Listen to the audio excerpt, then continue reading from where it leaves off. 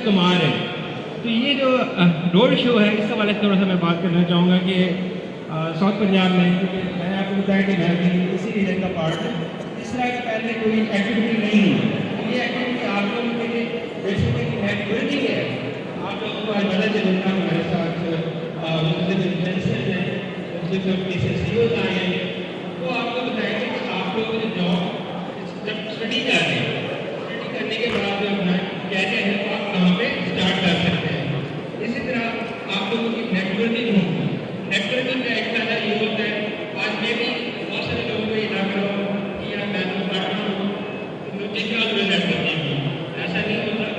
लेकिन जब आप यहाँ से निकलेंगे तब आपको रेफरेंस ढूंढने पड़ेंगे। तो बेहतर होगा कि आप अपनी रेफरेंस पुराने आज कार्ड ले लीजिए किसी कंपनी के CEO से या किसी कंपनी में जाके उसके बारे में इन्फॉर्मेशन ले लें, ताकि फ्यूचर में जब आपको जरूरत पड़े तो आप जाके उसके ऊपर काम कर उससे कॉन्टैक्ट कर